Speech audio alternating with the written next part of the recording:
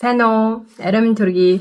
Ойрын үед хэрвээ Instagram-ийн маань үзсэн бол гэртээ засвар хийгээд өөрөө засвар хийгээд нэлээд завгүй байлаа. Ерөнхийдөө ихэнх том засвараа дуусгачихсан. Тэгээд царай алдтлаа нүрээр дүрэн батг гараад гар хөлийн арьс маань амар болтлоо засвар хийсэн. Тэгээд одоо би хумсаа янзлуулах гад гарах гэж байна. Тэрнээсээ өмнө бэлдээд жоохон нүрээ янзлчихъя. Тэр үедээ хэдүүлээ нэг жоохон ярилцъя. Миний хумс ингээд махмаа нургаад амар урт толцсон. Дээрээс миний энэ хоёр хумс ингэж махиж ургадаг. Бүр махисараа баг энэ хумс хуруунаас илүү гарах гад.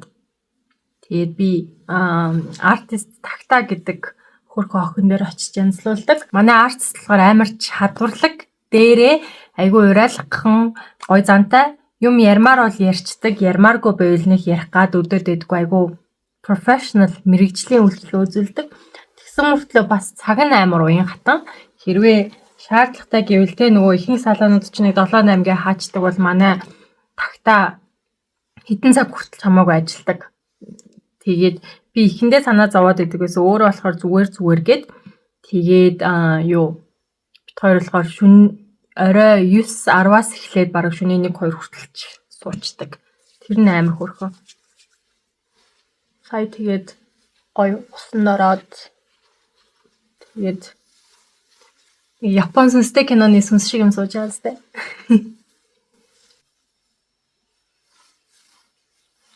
Энэ болохоор ийм усны тас сая төрсөн чинь өнөртөө усны чирэг алга. За өнөөдөр би ямар сэдвээр ярих гад байна вэ гэвэл ерөнхийдөө гэрийн засвартай маань жоохон холбогдно. Индивидуализм буюу одоо ийм бусдаас хамааралгүй сэтгэлгээ critical thinking буюу шүүмжлэх сэтгэлгээний талаар минимализмээр жишээ аваад тайлбарлах гэж үзье. Гэхдээ бичлэг хэлэхээс юун түрүүнд сануулъя.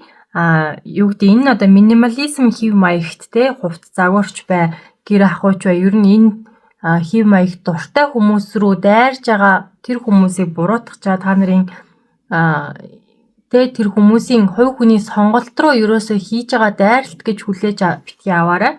Хүн болгон өөр өөрийн гэсэн сонирхолтой түүнийг нь хүлээн зөвшөөрөх ёстой.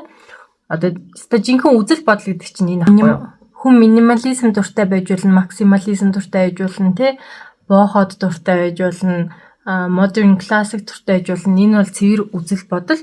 Нөгөө үзэл бодол гэдэг нэрээр бусдын оршууд халтсан юм үзэл бодол гэж яриад идэг. Тэр бол үзэл бодол биш. Энэ дээр санал зүйрлэх бол жинхэнэ хувь хүний үзэл бодол үүнийг нь хүндлэх ёстой. Тэгээ ямар нэгэн байдлаар та минимализм дуртай бол энэ хэв маягийг таашаадаг бол ерөөсөө энэ бичлэгээр таныг ерөөсөө үгүйсэх гэ таны сонголтыг үгүйсэх гээд байгаа юм биш шүү. Ийм цулгай, цэвэрхэн, цайвар эсвэл бараа юм дуртай хүмүүс байж болно. Түүнийг таашааж болно. Энэ бол 100% таны дур. Гэхдээ миний өнөөдөр ярих гээд байгаа жишээ авч байгаа зүйл болохоор өөртөө юунд дуртай, юунд дургүйгээ мэдэхгүй явж байгаад энэ талаар бодож ч үзээгүй. Тэгсэн чинь ингээд ийм юм гоё гэдэнгүүт нэрэл гоё юм бэлгүй гэд даган дуурайч байгаа гэх юм уу? Нөлөөнд автчихж байгаа. Би айгүй минималист гэж яриад байгаа мөртлөө яг өөрөө мэдээлэл дээр үндэслэж өөрөө яг ингэж бодож тунгааж баримттай мэдээлэл дээр ч юм өөрийнхөө мэдрэмжээр тулгуурлаж одоо үүнд дуртай болсноо зүгээр л олон нийт олонхын дийлэнх нийгэм энийг гоё гэд байхаар гоё юм бэлгүйгээ хүлээгээд авчихсан уу гэдэг тал дээр илүү төвлөрөх юм байгаа. Тэгээ энэ одоо зүгээр өнөөдрийн миний жишээ аваад байгаа нь минимализм болохоос биш өөр маш олон зүйл дээр хизээч өөрөө яг тунгааж харж үзээгүй хүмүүсийн ийм гэж ярьж исэн олонхоор зөв гэж итгэдэг зүйлийг гэд ерөөсөө огт бодохгүйгээр хүлээж авч байгаа талаар ерөнхийдөө ярьж ийн гэж ойлгож болно. Энэ талаар бас уншихыг хүсэх юм бол энэ Велин гэж сэтгүүлийн 2024 оны хавар зуны дугаар дээр би уг нь бас нийтлж бичсэн байхгүй юу? Би ч уг нь бас сэтгүүлч нийтлэлч хүн штэ. Тэгээ энэ дээр болохоор та минимализмыг сонгосноо, минимализм таныг сонгосноо гэд миний бичсэн нийтлэл байгаа. Энэ нийтлэлтэй болохоор би аль болох нэлээд дэлгэрэнгүй тал талын өнцгөөс нь харж бичгийг тайлбарлахыг оролцсон. Өнөөдрийн бичлэгээрээ ерөнхийдөө бас жаахан тайлбарлаад өгчихё. Би өөрөө болохоор максималист хүн байхгүй. Максимализм гэж юу юм бэ гэхээр яг минимализм эсрэг гэд ойлгочих. Минимал гэдэг чинь ер нь л бага, максимал гэдэг чинь одоо юмыг эцэст нь тулгасан гэсэн үг шүү дээ. Тэгэхээр ингээд минимализм болохоор ийм цулгүй, хээ угалцгүй, өнгө будаггүй, одоо тэгээ хэлбэр мэлбэр маш энгийн гэж ер нь ойлгож болно шүү дээ, тэ? Цайвар, цагаан, саарал, хар, бейж өнгө цохилсон тийм байгалийн зөөлөн мьют гэж хэлдэм да, тийм өнгөнүүд одоо илүү зонхилсон одоо юу гэдэг энэ хев маягт чинь зөндөө зүйл багтж байгаа шүү дээ, тий? Одоо интерьер, үл хөдлөх хөрөнгө, за хувцлалт тэр бүхэл ингээл гоо сайхны ойлголтын дээр ч минимализм явж байгаа. Амьдралын хев маяг бас байгаа. Хэрэгтэй хэрэггүй олон юм битгий хураа, тий? Материалын байдлаасаа салъя. Өөрт ингээд аз жаргал, баяр хөөр төрүүлэхгүй байгаа юмнуудаа хайж сур зөрөгтэйгээр хай битгий новш хураа. Одоо энэ амьдрал чинь ингээд новш хураахад хэтэрхий багтана гэх мэтэр одоо минималист хев маягийг болвол тайлбарладаг. Тийм одоо сургаалуудад сүүлийн үед маш алдартай одоо юм болж эхэлж байгаа. Хүмүүс тэ хэрэгтэй хэрэггүй юм ингээл навшруулал явах нь дими юм байна гэд. Тэг миний болохоор эсэргээр ахгүй юу? Би аль болох тод өнгөтэй, хурц өнгөтэй юмд дуртай. Хээ хваар, сийлбэртэй, янз бүрийн зурагтай одоо ингээд хараад суухад олон цагаар хараад суухад ингээд сонирхолтой юмд би дуртай. Тэгээд тод өнгөнд бас дуртай. Гэртээ ийм тавир дээрээ ч юм уу амар эн тэндээс цуглуулсан айгүй олон төрлийн одоо эд зүйл өрж тавиад тэднэрийн түүхийг ярих дуртай ч юм уу, тийм төрлийн хүн. Тэгээ одоо миний энэ засваруудаас харахад л ерөнхийдөө ямархуу тэ нэлээд зөрөгтэй гэх юм уу, хурц огцон сонголттой гэдэг нь харагдана л да. Тэгээд одоо сүүлийн үеийн одоо трендээр бол миний одоо энэ загварууд өмсдөг хувцс гэх юм уу, одоо энэ сонирхол маань ер нь ингээд нөгөө хоцрогдсон болчиход байгаа юм л да. Тэ?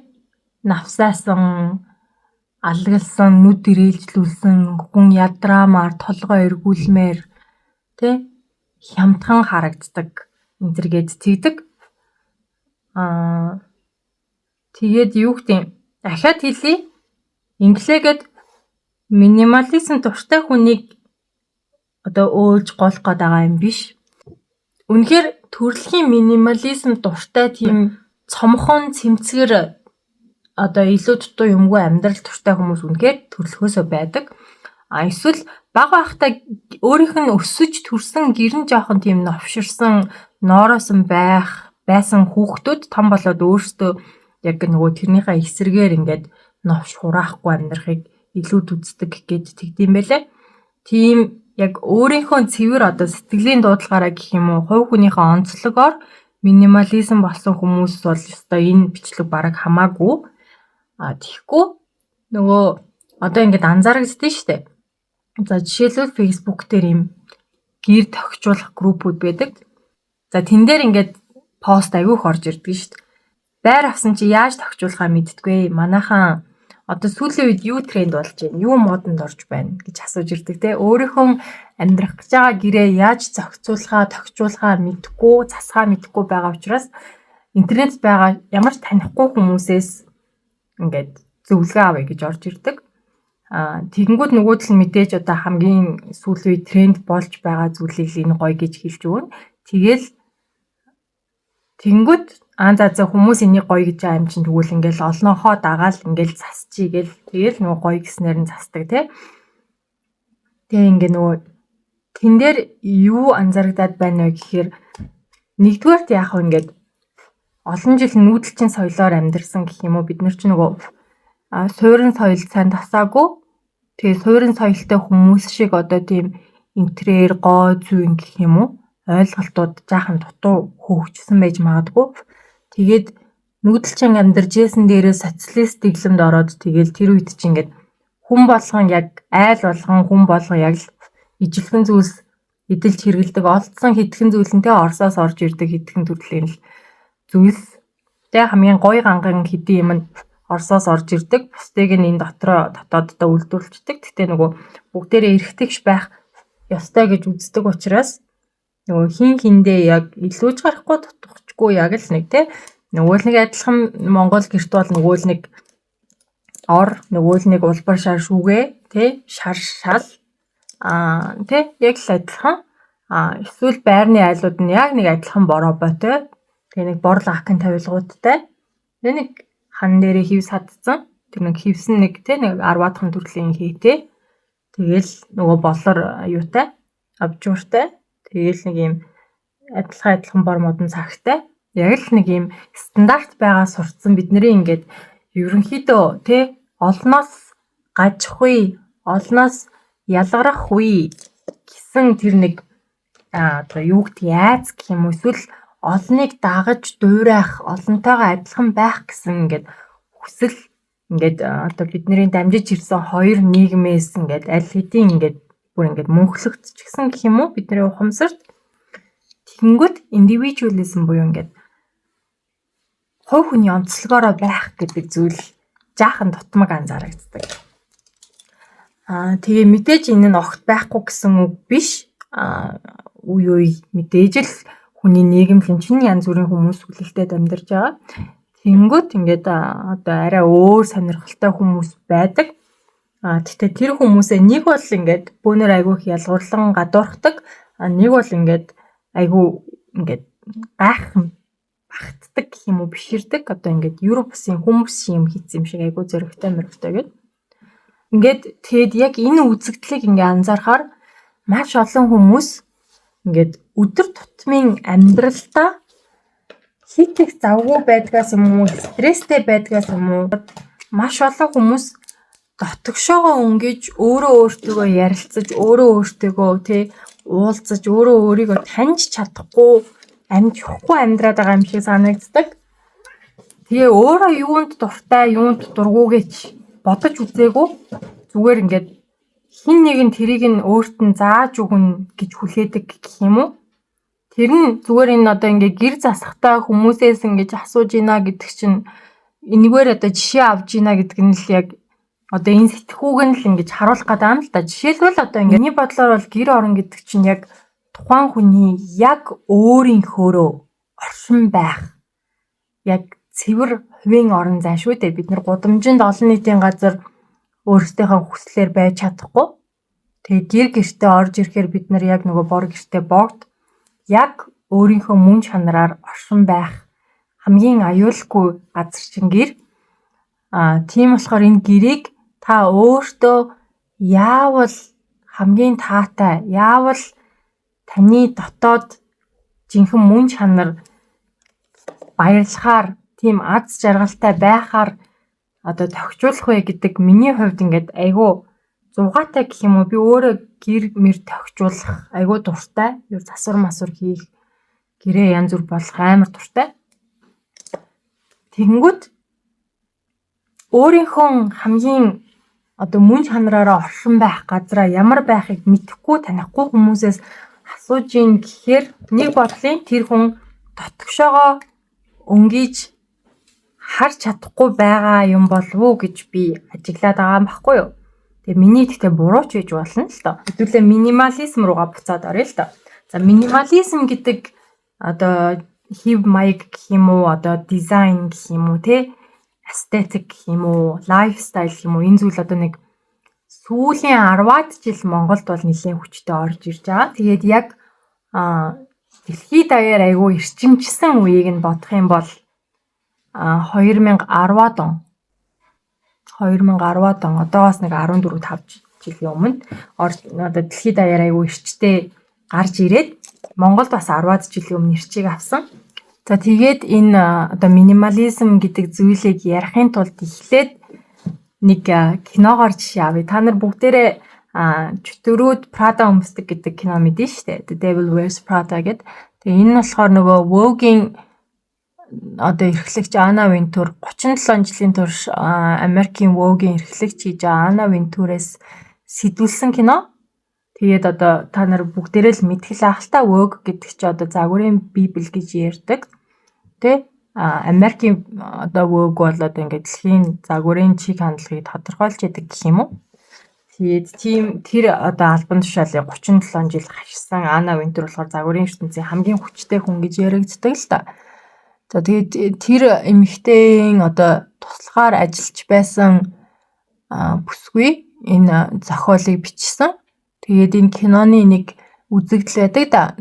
Одоо гол дүрийн Энди гээд эмэгтэй нь тийм загварт юуроос ач холбогдол өгдөггүй. Одоо загварыг ийм хоосон толгойтой хүмүүсийн зүйл гэж боддог. Өөрөө болохоор ийм зүгээр сурлага сайтай тийм байжгаад тэгээд энэ ажилд ороод хэсэг ажиллах юм бол би хүссэн одоо компанид хүссэн хэвлэл мэдээллийн байгууллагатай ажилд орж чадна гэсэн үднээс одоо Miranda Priestley-гийн туслахаар ингээд 1 жил ажиллахаар болдог.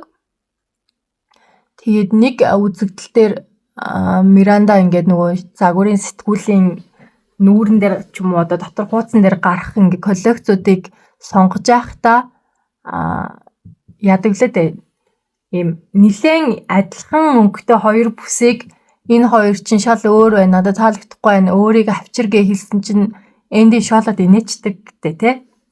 Ийм адилхан юм гинглээ. Нэг ялгаа нь юу аах вэ хээ. Нэг тийм онц шаардлагагүй юм яс их ач холбогдол өгдөг гэх юм уу. Тим маягаар ингээд жоохон шоолоод инээчдэг штэ. Тэгсэн чинь ингээд Miranda Priestley ингээд нэг тийм монолог хэлдэг. Тэгээ тэрийг би яг үг үгээр нь санахгүй байна. Гэхдээ ерөнхийдөө хэлдэг санаа нь бол тийм штэ. Чи өөрийгөө одоо юу гэдэг загварын биднээс ингээд шал өөр ангид хүн гэж бодож байна. Энэ загварын чиг хандлага чамд хамаагүй гэж бодож байна. Чи загвар муутай хувц загварт ач холбогдол өгдөггүй учраас бидний гаргасан шийдвэр юу ч биш тоглоом гэж бодоод биднийг шоолж гинүү те. За тэгвэл чиний одоо над өмсчихсэн байгаа хямдхан цамц чинь сэрүүлэн цэнхэр өнгөтэй. Энэ бол одоо гүн цэнхэрч биш, нийл цэнхэрч биш, тэнгисийн цэнхэрч биш, сэрүүлэн цэнхэр.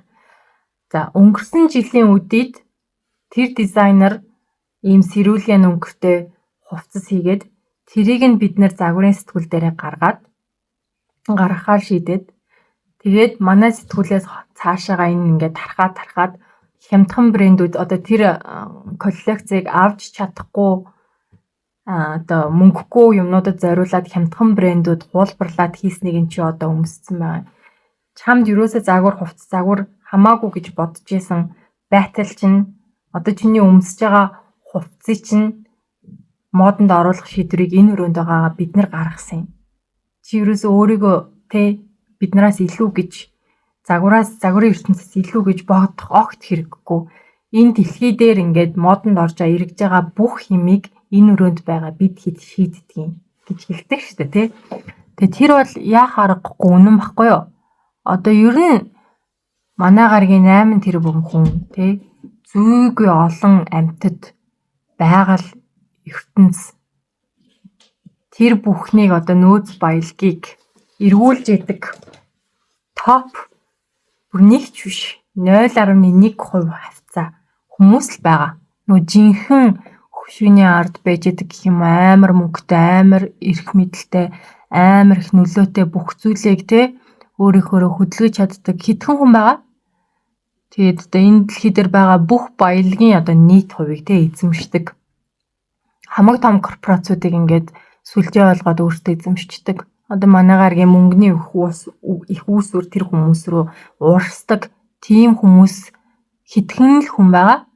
Тэгээд тэр хүмүүс яадаг вэ гэхээр бидний амьдралтай холбоотой бүх шийдвэрийг гаргаж байгаа. Бид нэр гээд тэг би хувь хүн би өөрөө гэсэн оюун ухаантай би өөрөө шийдвэр гаргадаг. Надад ингээд чөлөөтэй шийдвэр гаргах эрх чөлөө байгаа гэд байдаг боловч яг үнэндээ бидний гоё гэж боддог юм. Бидний одоо ингээд өөрсдөө ч мэдэхгүй гаргаж байгаа шийдвэр худалдан авалтууд те Зэлэг. Тэр бүхнийг яг үндэ хитгэн хүн л нөлөөлж аваад тэгээд одоо тэр хүмүүс чинь энэ улиралд бидний борлуулалт ингээ муудчлаа. Одоо борлуулалтаа нэмхийн тулд бид нар яах ёстой вэ? Шинэ бүтээгдэхүүн мэдээж гарганаа. Шинэ бүтээгдэхүүн гаргахын тулд яах ёстой вэ? За шинэ бүтээгдэхүүн гаргахын тулд өмнөх бүтээгдэхүүнийг нь хэрэггүй муу юм уу хуучирсан модноос гарсан гэж ойлгох ёстой. Тийхийн тулд шинэ модны одоо шинэ загвар шинэ тренд гаргаж ирэх хэрэгтэй. Хэдүүлээ одоо яах вэ? За энийг ингээд шинэ тренд гаргаж ирээ. За хэдүүлээ ийм өнгөтэй ийм юмыг ингэж тренд болгоё гэж шийднэ. Хаалганы цаана хэдхэн хүн. Тэгээд тэр хүмүүс чинь тэр юм одоо ингээд тестаратаагаар нийгэмд тулгана штэ. Эхний ээлжинд одоо юу гэдэг бэлтгэл ажил мэдээж хэсэг явна. За тэгээд одоо загварын сэтгүүлүүдэд гэх юм уу гарч байгаа хамгийн алдартай кинонууд дээр цувралууд дээр тэг медиагаар дамжуулж хүмүүсийг бэлтэн. Медиа дээр ингээд гаргана. Улаан хевсэн дээр ингээд алдартай оддод тэр юмнуудаа өмсгөн. Тэгээд ингээд одоо хов живийн сэтгүүл сайтуудаар тэрийгэ пупа ямар гоё юм бэ гэд ингээд цацуулна. Одоо ингээд шуугуулна. За тэгээд тэр бүтээгдэхүүнүүдээ одоо ингээд инфлюенсерүүд рүү одоо үнгүү тараана. Тэд нар ингээд бас ингээд амар гоё юм байна гэд. Тэгэл ингээд томоосоо эхлээл салаал жижиг рүүгээ явсаар байгаа л те.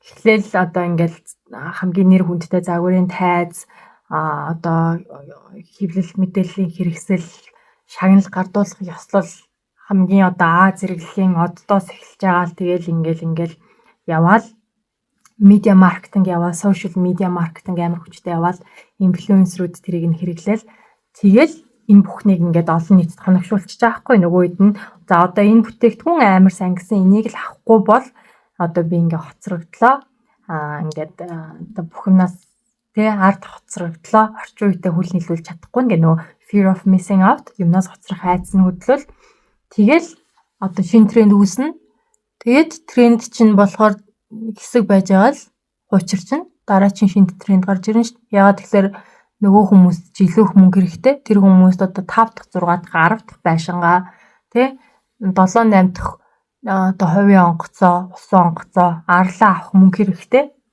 Тэрний тулд бид нэр ингээд мөнгөө барьж гүөх хэрэгтэй. Биднээс мөнгийг маань салгахын тулд ингээд цаг үргэлж шин тренд гаргаж ирэх хэрэгтэй болно. Тэнгүүд хүмүүсийг ингээд трендээр дамжуулан одоо ингээд барьцаална гэх юм уу? Тэг шаардлагатай болно. За тэгээд энэ ойлголтыг мэдээд авчих хэрэгтэй. За тэнгүүдээ буцаад минимализм руугаа ороход одоо 2010-ад онд ингээ минимализм яг ингээд эрчтэй орж ирсэн гэж байна шүү дээ. Тэгээд зэрийг ингээ санамсаргүй тохиолдол гэж бодож байна уу? Мэдээж үгүй. За яагаад 2010-ад онд минимализм урсгалыг одоо ингээд гинт ингээд бүүн болсон юм бэ гэх юм уу одоо тэр нөгөө дээр байгаа хүмүүс эсвэл ингээ бүүн болохоор шийдсэн бэ гэвэл 2008 онд юу болсныг санаж байна уу? Дэлхийн санхүүгийн хямрал болсон тий. Дэлхийн санхүүгийн хямрал болоод Wall Street-ийн crash болоод үл хөдлөх хөрөнгийн одоо ингээд хөөс хагараад тэнд ингээд Америкаас л одоо ингээд хамгийн том эдийн засгтай улс учраас ингээд Америкийн эдийн засгаас ингээд дэлхийн ингээд хамаарлж явж идэг. Тэгээ ингээд Америкт ингээд одоо үл хөдлөхийн зах зээл Wall Street-д ингээд тий эдийн засгийн хямрал гарсан чинь дэлхийд даяар хямарсан. Тэгээд түүнээс болоод яасан бэ гэхээр айгүй олон хүн мөнгөгүй болоод худалдан авах чадвар нь муудчихсан. Тэгээ худалдан авах чадвар муудчихаар юм худалдан авах хүсэлгүй авъя гэж чадахчгүй болж эхэлсэн. Тэгээд одоо байр орон сууцаас худалдаж авах амар хэцүү болсон. За тэгээд тэр үеэр юу болсон бэ гэхээр өмнө нь бол байшингууд нэлээд том зайтай баригддаг гэсэн орон сууц байшингууд. Тэгсэн чинь хүмүүсийн худалдан авах чадвар муудаад эхэлсэн учраас байшингуудаа жижигэн өрөөтэй умгар хийх шаардлага гарсан. Түрээсээ ч бай худалдаж авахч бай. Тэгээ нөгөө байрны үн өсөж байгаа учраас тий. Тэнгүүд мэдээч хүн адилхан мөнгө төлөнгүүтээ жижиг юм худалдаж авахыг хүсэхгүй шүү дээ. Амар л муухай санагдаж шүү дээ. Тэнгүүд ингээ гоё нэр томьёо гарч ирэх шаардлагатай болсон. Тэгээд тэрэнд хамгийн тохирсон юмыг хайжсэн чинь минимализм.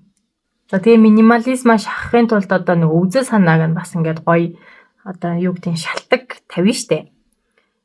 Чи илүү олон юмар яах гээд байгаа юм бэ? Хүнд чинь амьдралд тийм олон юм хэрэггүй байдаг байхгүй юу да? Тэгээ байгаа юмдаа сэтгэл ханаад жаахан байгаа юмдаа тааруулаад амьдрч. Хүнд заавал их орон зай хэрэггүй.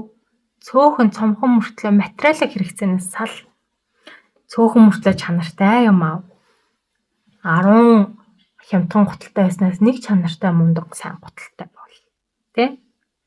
Ерөөсөө тийм тэгээ тэрийг сонсохоор ингээд амар гоё ингээд хумсрын дараагийн төвшөнд очсон юм шиг тэ. Айгу тэ ухаантай сонсогдоод байгаа байхгүй юу? Энэ нэг муу юм жижиг сажиг хямдхан материалын юм хөөцөлтгөө болцсон оюун санааны дараагийн төвшөнд очсон тэ. Айгу мундаг. Гэтэл тэр цаад үүссэн шалтгаан болохоор ерөөсөө л хөрөнгөний зах зээлийн их хөрөнгөний зах зээлийн эдийн засгийн хямрал хүмүүсийн худалдан авах чадвар эрс муудсантай холбоотой. Тэгээд одоо орон байр нь жижигхэн болоод ихсэн чинь минимализм гэдэг зүйл гаргаж ирсэн байна. Тэгэнгүүтээ мөн бас шинэ юм худалдан авахын тулд бүтээгдэхүүнүүдээ тавилгаа одоо элдв юмнуудаа хямдхан өртгөөр гаргахын тулд зардлыг нь танах шаардлагатай болсон. Тэгээ за зүгээр ингээд хар ухаанаар боддоо. Минималист юм яаж хийдэг вүлээ? Тэр ингээд цулгай, тэр ингээд одоо юм маш энгийн хийцтэй. Түүнд нэгдүгээрт материал бага орно. Зүгээр тэгшин дөрвөлжин хэрцсэн юмнуудаа нийлүүлээд нэмж будахгүй, ирээлэхгүй, хээ гарахгүй, зорохгүй, сийлэхгүй. Нэгдүгээрт материал маш сайн хэмнэн. Хоёрдугаар түүнийг массаар нь үйлдвэрлэх боломжтой. Тэ? Одоо та ийм хээ угалцтай ширээг массаар үйлдвэрлэх хэцүү. Зүгээр дөрвөлжин хэрчсэн ширээг бол та одоо нэг цагт хэдэн мянгаыг үйлдвэрлэж чадна. Масс үйлдвэрлэхэд амархан. Дээрэс нь хүний хөлс хүч хөдөлмөрийг бараг ороогүй. Түүнийг автоматжуулж болох зүйлс ахгүй юу? Минималист гэдэг эд зүйлс чинь. Тэгэнгүүт одоо ингээд илт зартлаа танаад баг өртгөөр бараг ингээд хүний хөлс хүч хөдөлмөргүйгээр бүтсэн зүйлээ эхэндээ хямдхан борлуулах гэж үзэж байгаа. Тэгснээс үүлдээ минимализм нь одоо ингээд тренд болоод бүр ингээд бидаас урсгал болоод хөгжөөд эхэлсэн чинь гэтгүүл эн чинь кул юм чинь бүр үнэтэй зарчил та. Энэ ингээд те арчин үеийн хамгийн мундаг лаг тэ цаг үетэйгээ хөл нийлүүлж алхдаг хүмүүсийн сонголт юм чинь бүх мундаг хүмүүс бүгдээр энийг хэрэглэж байгаа юм чинь тэгвэл минималист гэсэн юм бүр үнд оруулж ил та. Хэдүүлээ бүр эсэргээрээ одоо тэр хуучны одоо тэр хээтэй угалцтай тод өнгөтэй юмнуудыг навсгаар халтар ядуу тэм инээдтэйгээд юу ачил та. Хүмүүсийн тархийг угаачил та. Тэгэнгүүт одоо нөгөө хүмүүст чинь бүр гоё болсон байгаас дээ. Зардлаа амар хэмнсэн, амар хямдхан өртгөөр бараг ингээ хүмүүс ажиллахгүйгээр зөвхөн машинаар тэгээд ингээ массаар айгүй хордоо үйлдвэрлээд байгаа юм аа. Минимализм гэдэг гоё нэрээр нэрлээд бүр их өндөр үнэтэй зарчжаа. Тэгэхээр мэдээж одоо үйлдвэрлэгчдийн хувьд тэр мөнгө олж байгаа хүмүүсийн хувьд тэг корпорацуудын хувьд минимализм амар ашигтай юу гэвэл ашигтай. Тэг адилхан бүтээгдэхүүний чинь тэг одоо хөдөлмөртэй хямдхан аль болох хямдхан өртгөөр хийгээд байгаа юм аа.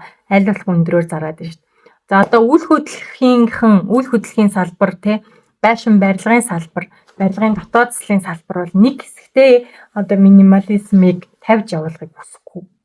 Бид нар яг миний саяны хэлсэн шалтгааны дагуу те одоо юу гэдэг өмнө нь бол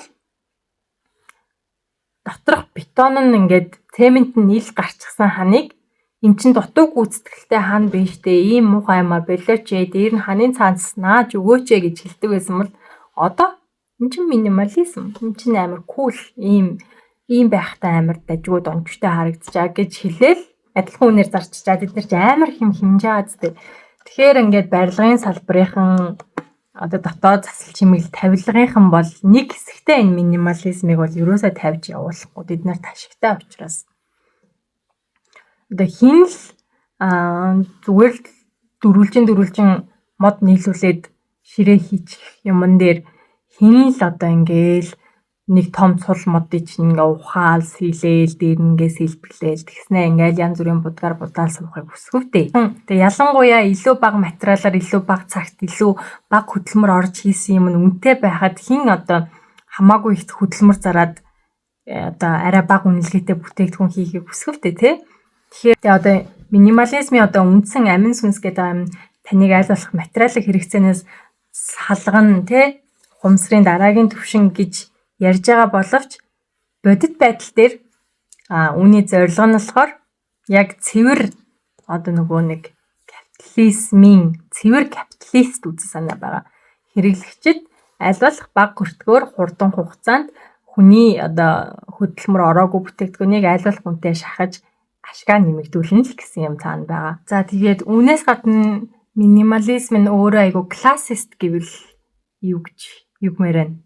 Классист гэдэг нь болохоор нөгөө нэг хүнийг зэрэг зэндаагаар тий гарал үүслэр ялгуурлан гадуурх гэсэн үг утгатай юм. За энэгээр би бас ингээд тайлбарлаж өгье л дөө. Тэгээ ингээд хүмүүс хэлдэг штэ. Ядуу байх тусмаа их новш цуглуулдаг. Баян байх тусмаа ингээд цомхон амьдардаг. Тэг ингээд яагаад ядуу байгаа, яагаад баян байгаа сэтгэлгээ нь энэ дээрээсээ харагдаж байгаа. Ядуу хүмүүс ингээ хэрэгтэй хэрэггүй новш чирээд амьдардаг бол баян хүмүүс ингээд тэ зөрөгтэйгоор шийдвэр гаргаад юмнасаа хагцаж чаддаг. Тийм учраас баян байгаа гэж тайлбарлах гад байдаг. Гэхдээ энэ нь бас яг 100% одоо үнний ортой юу гэвэл бас жаахан үгүй. За яагаад вэ гэдгийг би тайлбарлаж өгье л доо. За зарим хүмүүс ийм үг хэлдэг. Минималист гэдэг бол зөвхөн баян хүмүүст зориулсан үг. Бусад хүмүүсийн хувьд минимализм гэдэг нь ядуурл гэж хэлдэг. Тэг ингээ яагаад баян хүмүүстэй минималист буюу цомхон бай гэд ядуу хүмүүс новш хураагаад байгаа. За ингээд жишээ аваад бодъё л доо. За ядуу хүн 50,000-аар 5 гутал аваад өмссөн. Тэгээ гутал нь амархан цоороод идэг. Баян хүн болохоор сая төгрөгийн нэг гуталтай. Тэгэнгүүт бид нэр ингээд аргагүй л мундаг хүндээ тий алсыг харсан шийдвэр гаргаж ин нэрээ мөнгө урааж байгаа ганцхан сайн чанартай гуталтай байсан дээр гэж үзэж байгаа. Тэгэнгүүт нөгөө шийдвэр гаргах чадвараараа энэ хүн ийм учраас баян байгаа юм байна. Ийм учраас нөгөөх нь ядуу байгаа юм байна. Хэрэгтэй хэрэггүй хоёрын хооронд юмнууд мөнгөө өрөөд ядуу байгаад идэм байна гэж ойлгоно. Гэтэл баян хүний хувьд ганцхан гуталтай байх тэр хүний хувьд одоо нэг security буюу аюулгүй байдал нь ерөөсөө занал хийхгүй. Сая төгрөгийн гутал нь ханзархад мөнгөтэй хүн дахиад шинийг аваад өмсчихнэ.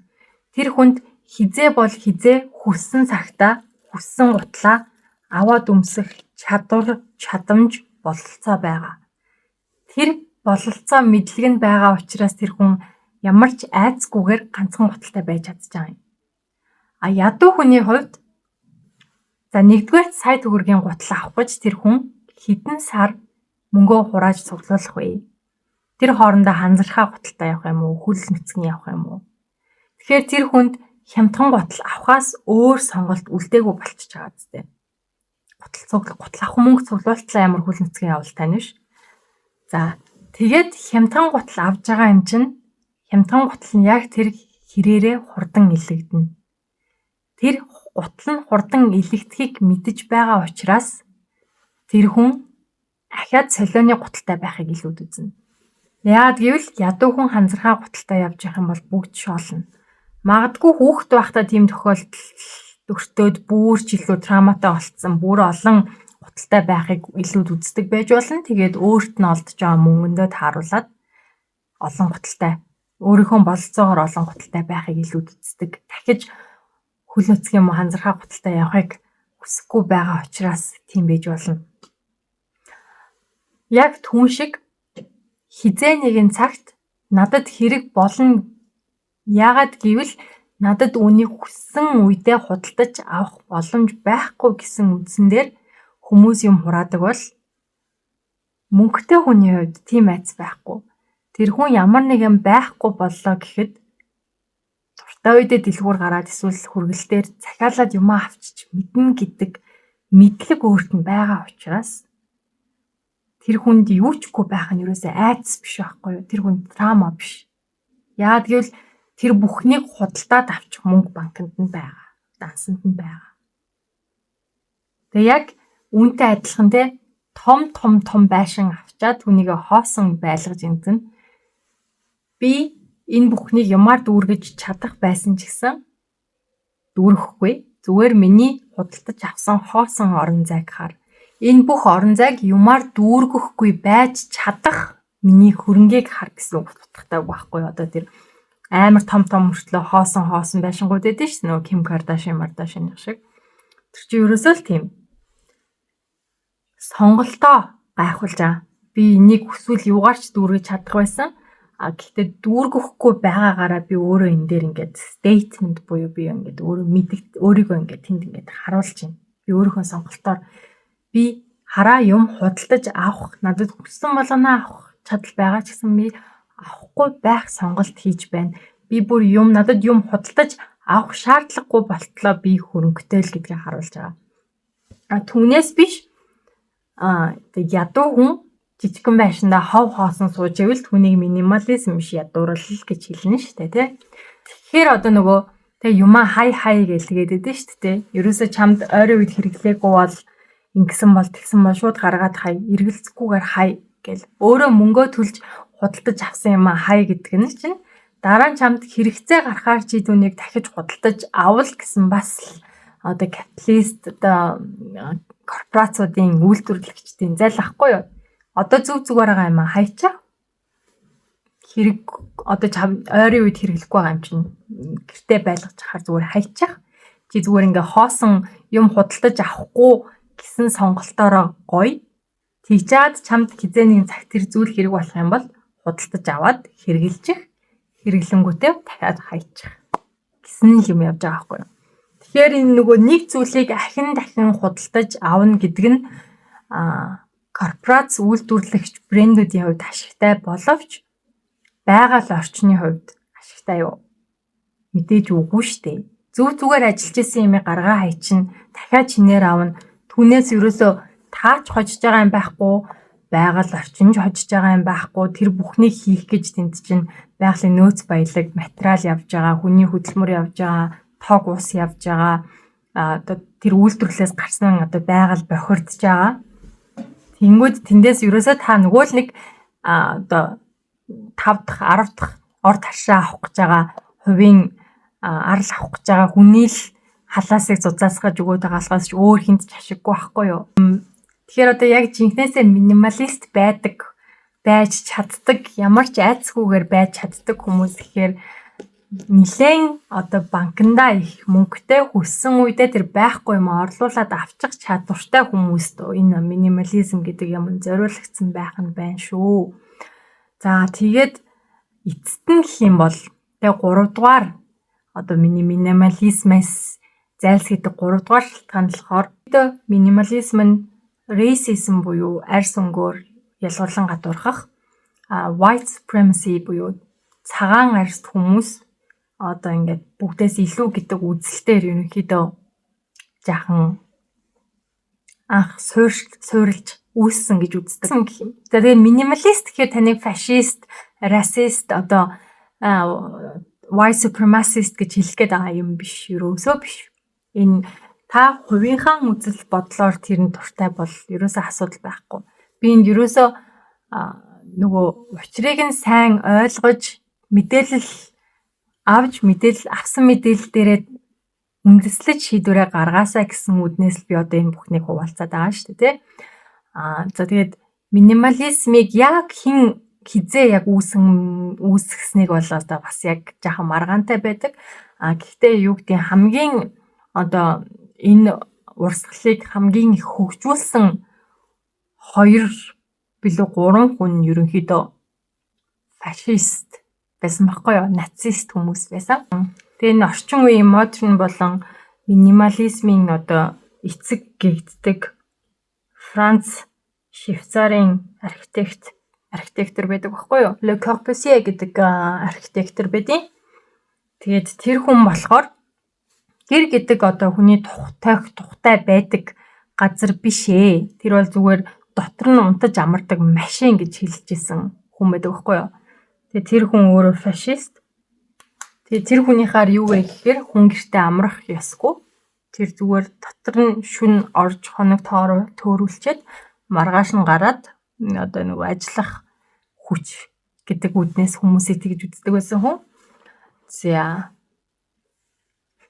Тэгээ мэдээж фашист байсан хүн учраас тэр чинь нөгөө Ариан буюу одоо цав цагаан арьстай цэнхэрнүүдтэй хүмүүсээ хамгийн мундаг гоё лаг гэж боддог байсан учраас одоо өөрийнхөө төлөвлөжсэн хот одоо бүтээсэн загвар зургийг гаргасан барилгуудаа ихэвчлэн цагаан өнгө, цулгуй цагаан өөр өнгөтэй холилдоогүй цулгуй цагаан өнгийг барьж ашигладаг байсан. Үүгээр одоо ингээд цагаан арьснууд бол цагаан өнгө, цагаан арьснууд бүх зүйлийг давнж дийлнэ гэсэн утгыг одоо символизм гэж би яриадсан. Тийм символ хийдэг байсан. Дээрээс нь одоо ийм олон өнгөтэй одоо бусад үндэстнүүдийн хэв шинж, үндэстний онцлог, тэр өнгө, хээ, хваар гэдэг зүйлсийг устгаж үгүй болгох, бусад соёлоодыг устгаж үгүй болгох ёстой гэдэгт итгэдэг байсан хүн.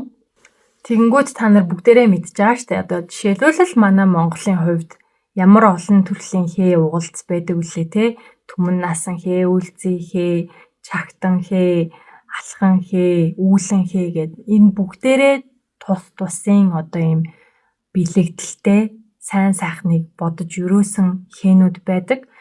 Бусад үндэстнүүд, улс орнууд ч гэсэн өөрсдийнхөө газар нутгийн байршил, түүх, шашин, одоо итгэл үнэмшил соёлоосоо хамаарат бүгдээрээ одоо ийм тусын өв соёлыг тээсэн ийм хэв маягтай үндэсний хээ хуаартай өнгөтэй байдаг. Гэтэл энэ бүгдийг арчиж хаяад ямар ч хээгүй цулгай, цагаан, саарл одоо ийм хар байх ёстой гэдэг энэ урсгал чинь үндсэндээ одоо бусад соёлын нөлөөг байхгүй болгох гээд. За тэгээд дээрэс нь алгалсан, ирээлсэн ийм зүйлс одоо ингээд сүүлийн үед ялангуяа их аягүй ярьдаг болсон. Юм гачаа алаг ирэм өмссөн, навсаачаад нүд дээрээ илжлүүлээд таки буюу юм хямдхан харагдчих ингээд ийм одоо нормоос өөр одоо тухайн трендээс өөр гоё гэгдэж байгаа минималист юм уу одоо тийм загвараас хэв зугаараас өөр зүйл сонгосон, өөр хувцс өмссөн хүмүүсийг ерөнхийдөө сөрөг утгатай одоо ингэж ойртуулж ойлголтод нэгтгэж ярьж эхэлсэн хямдхан харагдаж байна. Ирээ миран, имээ шиг авгаа шиг харагдаж байна. Тосгоны авгаа шиг, цыган шиг гэх мэт. Гэтэл энэ олон өнгө, дүрс, хэв маяг бүгдээрээ цаанаа аль нэгэн соёлын одоо мянган жилийн одоо түүхийг гэх юм уу символизмыг агуулж байдаг гэж шүү дээ. Гэтэл одоо үнийг ингээд үгүйсгээд бүгдээр одоо юм юниформ буюу яг адилхан болохыг одоо ингэж минимализмын хувьд урайлж эхэлж байна л да. Тэгээд ингээд өмнө нь бол ингээ өөр хоорондоо ямар ч ялгаагүй байсан одоо юм дэлхийн олон орны хотууд өвөрмөц байдлаа алдаад хоорондоо яг адилхан болж эхэлж байгаа. Та нар одоо Улаанбаатарт ч гэсэн харж байгаа зү. Ямар гоё хичнээн яг бид нар яг нүүдэлчин сав өвөг уламжлалтай учраас биднэрт өөр юм гэсэн одоо юм барилгын архитектурын одоо хэв маяг гэвэл Монгол Герман байгаа. Өөр болвол бусдын дандаа ингээд яг гадаадаас одоо орж ирсэн л барилгын хэв маягуд байдаг л та. Гэхдээ л одоо зөвлөлтийн үед барьсан одоо тэр нөгөө хуучны барилгууд чинь манай улсын түүх соёлын, өв соёлын нэг хэсэг мөн үү гэвэл мөнөөсөө мөн байсан. Тэр зүйлсийг ингээд арчилж тордоо засвар хийгээд байгаагаар нь авч үлдэх боломжтой байсан уу? Байсан. Гэхдээ бид нар болохоор нөгөө шинэл бол тэ орчин үеийн модерн бол гоё гэдэг ойлголтоос болоод бүх өв соёлоо одоо хэдийгээр харьцангуй манай хот бол харьцангуй залуу хот ч гэсэн түүхээ эхнээс нь устгаад бид нар одоо юу барьж байгаа та нар мэднэ шүү дээ. Нэх өндөр хар саарл шил тол болсон нэг тийм яг адилхан дөрвөлжин хайрцагуд босгоод байгаа. Тэрийг ингээд орон сууцч байсан, офисч байсан, дэлгүүр худалдаа үйлчлэгээний төвчсэн бүгдээрээ яг ялгархын аргагүй адилхан загваруудтай. Зүгээр л нэг юм хар хайрцагнууд байгаа тий. Тэнд нэг тийм бие биенээсээ ялгарах онцлог, гоо зүй, тэ нэг тийм жаахан юм уран яруу илэрхийлэмж ерөөсөй байхгүй. Зүгээр л байж болох хамгийн хялбар аргаар дөрвөлжин юм цутгаж хаяад тэгээ гадуур нь төмөр гагнаад ган юм уу төмөр гагнаад зүгээр сайхан шилэн фасад нааж хаяад тэгээд наадлыг нэг саарл юм уу хараар будчихаа. Угаас шороотой улс учраас өөр гоё өнгөөрч яах ингээл нэг хар саарлаар будцсан. Тэгэл ингээл хаашаа чарсан нэг юм хар шилэн байшингууд. Тэгэнгүүт дэлхийд даяар гэхдээ харамсалтай нь бас яг ийм болоод одоо ингээд өмнө нь ингээл очиход яг тухайн хотын ингээд өвөрмөц байдлыг мэдрүүлдэг байсан чинь одоо дэлхийн хаашаач аялсан баг ялгаагүй болж эхлэх гээд байна гэж юм л та. Тэ яг л ялгаагүй нэг юм 40-50 давхар шилэн цамхахгүйтэй. Тэгэл ингээ шинээр баригдаж байгаа орон сууцуд нь бас яг адилхан дөрвөлжин блокууд. Тэ тэр нь нөгөө барилгын компаниуд бол барихад хамгийн амархан. Гадна талд нь ингээ янз бүрээр гоё ингэж нөгөө дээр үеийн загварууд шиг тэ тагтыг ингэж гоё сэлэн төмрөөр хийхээ болоод янз бүрийн ийм гоё нарийн ингээд пилтагаар урлаж мосаик хийхээ болоод тэнд ийм гоё ийм сэлбэр хийхээ болоод тий яг л зүгээр л байж болох хамгийн хурднаараа нэг дөрвөлжин өрөөл уцраал наагаал тэгэл явчихаа. Тэгээ үүнээсээ болоод одоо ингээд маш олон хүмүүс одоо ингээд хотын маань өнгө төрх, хотын маань өвөрмөц бусдаас ялгарх байдал алга болоод байна гэж гомдолж эхэлж байгаа. Тэгээ мэдээж түрүүн хийсний дагуу үйлдвэрлэгч одоо бизнес эрхлэгч корпорац брэндүүд бол энэ өөрсдөд нь маш их хашиг авчирж байгаа минимализм гэдэг юмнаас бол аль болох салахгүй хичээж бид нарт аль болох удаан одоо хэрэглүүлэхийг шаардаж одоо цаагаараа далдуур бид нарт ингэж түлхэн. За тэгээд энэ яг ив ижлэхэн байх энэ минималист гэдэг үзэл санааг яг одоогийн шиг хүчтэй сурталчилсан бусдад тулгсан хിവэрэ байсаар байх юм бол тун удахгүй за нэг 20-30 жилийн дараа хүмүүсч тэр хотуудч тэр нөгөө онцлог индивидуал байдлаа алдаад бусдаас ялгарах тэр нэг өнцгөө алдаад хоорондоо яг адилхан болж эхлэх тийм одоо тооцоолол гарч ирсэн. Тэгэхээр ийм учраас биднэрт одоо ийм сүргийн сэтгэлгээнээс илүү хувь хүний бие даасан шүүмжлэх сэтгэлгээ амар хэрэгтэй байгаа байхгүй юу? Энд гэхдээ зөвхөн минимализмаар жишээ авсан болохоос биш. Амьдралын бүх өнцөгт хин нэгэн чамд тэ ингээд тулгсан зүйлийг чи ингэж бодох ёстой, ингэж сэтгэх ёстой, ингэж мэдрэх ёстой гэд шууд болон шууд бусаар далдуур тойруугаар чамд ингэж тулгсан зүйлийг порлон шиг шууд шингээгээд авах биш. Дандаа яагаад гэж асууж өөрөө эрэл хайгуул хийж судалж тэгээд түүн дээрээ үндэслээд шүүгээд энэ нь зөв, энэ нь буруу, би энийг нь аавна, энийг нь хайна гэж шийдвэр гаргаж явах маш чухал юм байгаамаа. За тэгээ энэ ойлголт нь болохоор нэлээд өргөн хүрээг хамарна. Тэгээ би сая бол зөвхөн л хувц загвар нэг гэр орон интерьер яриад байгаа болохоос биш амьдралын бүх өнцөгт үүнийг хэрэгжүүлэх хэрэгтэй. Үүнд бүр ингээд соёл ёс заншил хүртэл орно. энэ манай ёс заншил, энэ манай соёл чи үүнийг битгий олон юм яриад, битгий олон юм асуугаад чи зүгээр л дагаад ирсэн юмыг дагаад мөрд маа гэдэгт нь заа гэдэх биш. Миний ээж аав хэлж байгаа учраас энэ 100% үнэн байх ёстой гэдж одоо хүлээж авах биш. Үргэлж яагаад гэж асуудаг байх нь амар чухал.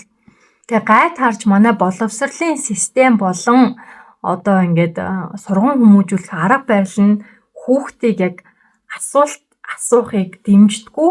Асуулт асууж эхэлж байгаа хүүхдээс одоо төвөгшөөсөндөө юм уу асуултад нь хариулахаасаа дургуутсандаа юм уу дуугүй бол том хүн ярьж байгаа чинь битгий олон юм яриад гэх маягаар хүүхдүүдэд хүмүүжүүлээд сургаснаас болоод бид нар одоо ингээд яагаад гэдэг асуултыг өөртөө болон бусдад тавьж чадахгүй хүмүүс үүссэн байгаа даа.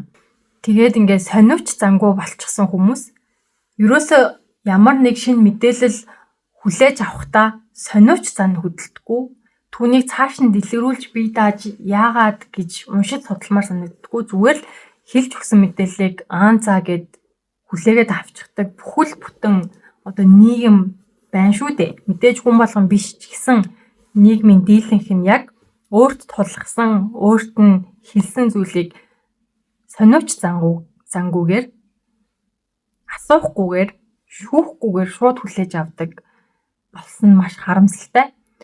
Тэгээд одоо бидний өнөөдөр өдөр тутмын амьдралд маш олон стресс бухимдалтай зүйл байгаа ч гэсэн бидний шүүмжлэх сэтгэлгээ, бие даасан сэтгэлгээ сониуч зангуугаас болж байгаа гэж би хувьдаа боддог байхгүй юу.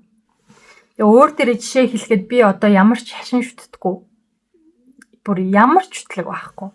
Бүр хүмүүс нэг жаахан ч гэсэн мухар сэсвч гэх юм уу тийм айц нэг тийм одоо нэг амар шүтлэгтэй биш ч гэсэн тийм айж имээдэг те нэг тийм цээрэлдэг юм байдаг гэдэг. Надад бүр тийм юм бүр өчүүхэн ч байхгүй.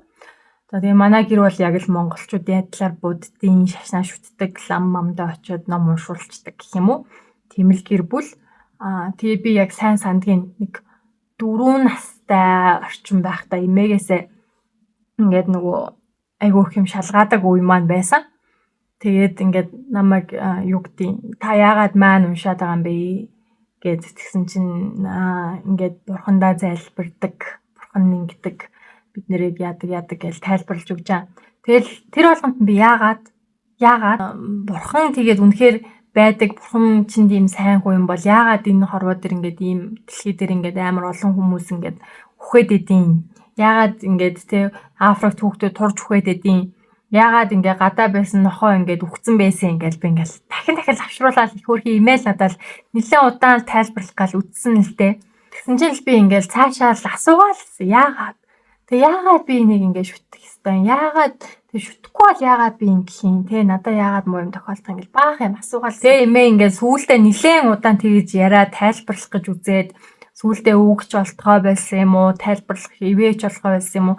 Үгүй чи одоо зүгээр л ингэж яхаар имэн шүтдэг, өвгдээдсэн ингээ шүтээд ихсэн бүгдээрээ шүтдэг учраас дагаа шүтчих болтгоо мó гэдгсэн баггүй юу? Тэгэхэд би яг дотроо үгүй гэж бодчихсон амар сайн сандаг. Тэгээд одоо манай имэн намайг шашиндаа оруулж чадаагүй. Надад шашнаа яг ингээ тултлан тайлбарлаж миний яагаад хариулж чадаагүй учраас би шашинд нь ороогүй. Тэгээд том болоод одоо юу гэдгийг сургаал мургаал бүх юмыг нь уншиж үзсэн. Уншиж судалсан. Тэгэнгүүтээ сэтгэл ханаагүй дараа нь Библи судалсан. Тэгээд Коран жоохон ихлүүлж байгаа хайсан. Одоо ингээд янз бүрийн шашнуудыг бүгдийг ингэж уншиж судалсан. Тэгсэн мөртлөө надад одоо үнэмшилтэй аль нь санагдаагүй.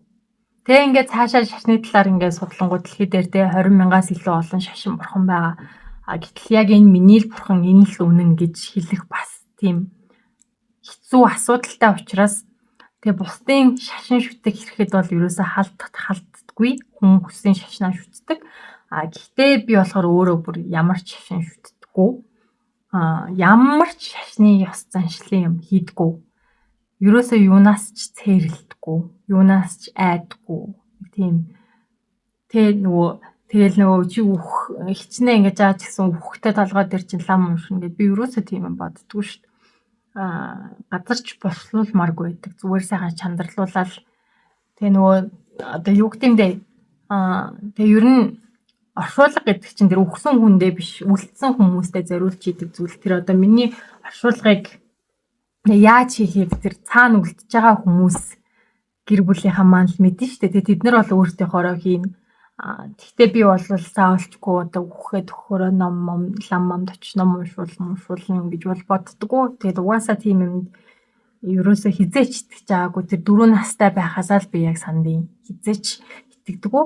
Гэхдээ бүх шашны философи нь бол уг нь гоё юм шиг мөртлөө тэгээд ерөнхийдөө бүгдээрээ л адилхан юм сургадаг шүү дээ. Бусдыг хайр, бусдыг инэр, бусдын оронд өөрийгөө тавьж эмпатитай бай, бусдыг шүүмжлэхээ бол одоо ингээд бусдад хор учруулахгүй бай гэдэг л тэгээд өөрийгөө ойлго, өөрийгөө ол жинхэнэ одоо тэр гэгэрэл гэдэг чинь чиний дотор байгаа гэдэг үндсэн философи явдаг. Түүнийг өөрөөр тайлбарлаад хоорондоо л одоо ингээд хил ам олцохгүй байгаа болохоос биш те. Тэгээд дээрэс нь одоо тэр янз бүрийн хувилбарууд, янз бүрийн орчуулгуудаасаа болоод хоорондоо ингээд өөрчлөгдсөн юм, одоо санал зөрчилдсөн юм байдаг болохоос биш яг одоо шашныг философийн талаас нь авч үзэхээр бол гой санагддаг ч гэсэн яг ёс заншлыг нь гэх юм уу одоо тэр зүйлийг нь бол би хийдэггүй, хийхийг хүсэхгүй, ер нь хизээч хийхгүй. Тийм шашингүй сайхан харанхуй мугууд хүн байгаа.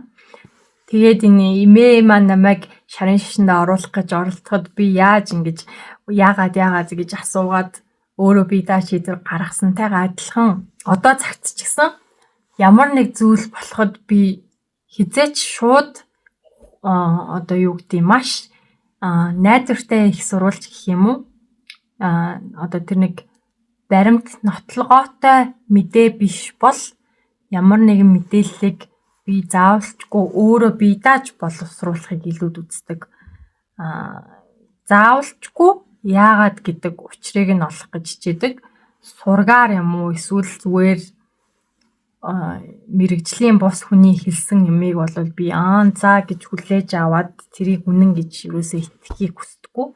За тэгээ нийгэмд ямар нэг зүйл сенсац тариад эхлэх юм бол сенсацт нь автаж хөөхөөс илүү цаана нь ямар шалтгаан байж болох уу гэж боддог. Гэтэ энэ нь нөгөө хувилдааны онолд итгээд бай гэсэн үг бас биш.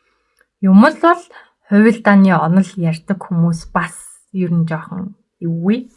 Гэхдээ ерөнхийдөө альва зүйлийг хүлээж авахдаа narrator буюу одоо тэр зүйлийг хүүрнэгч тэр зүйлийг одоо ярьж байгаа хүний үнцэг гэдэг нэг талд тэгвэл нөгөө үнцгүүдээс нь харуул яаж болох вэ гэдэг талаас нь аль болох талаас нь задлан шинжилээд тэгээд үнэлтэд гаргахыг хичээдэг байхгүй юу?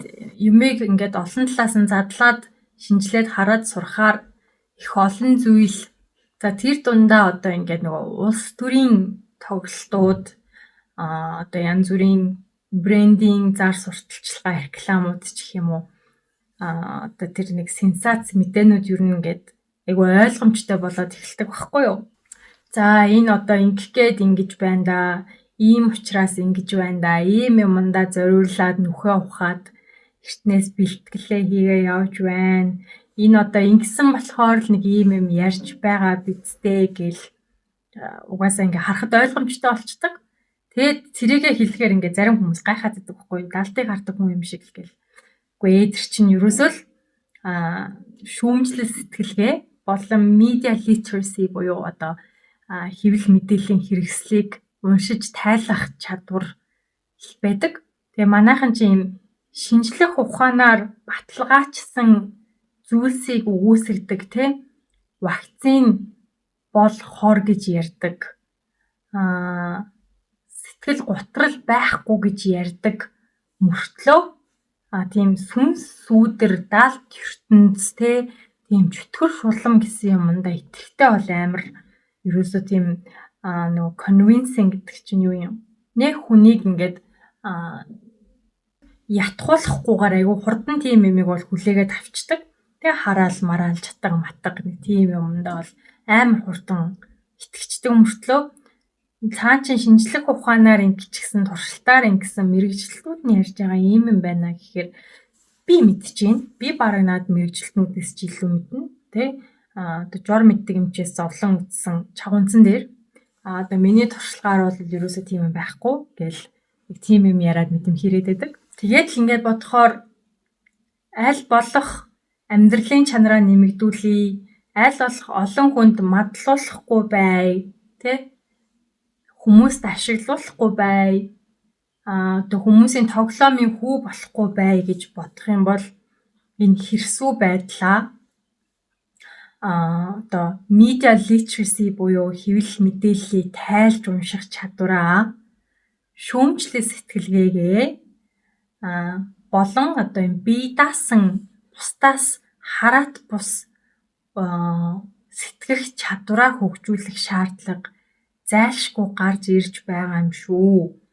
Тэгээд аль болох сониуч байх хэрэгтэй. Яагаад гэдэг үгийг ерөөсөө хэдэн настай болсон ч гэсэн үгсийн сангаасаа битгий авч хаяарай. Яагаад гэж үргэлж асуусан хിവэрэ байгаарай. Яагаад гэдэг чинь ер нь гайхамшигтай шидтэй үг. Тэгээ яагаад гэсэн асуултанд чинь хариулах хүн олдохгүй байвал тэр хариултыг өөрөө олж авч сураарай.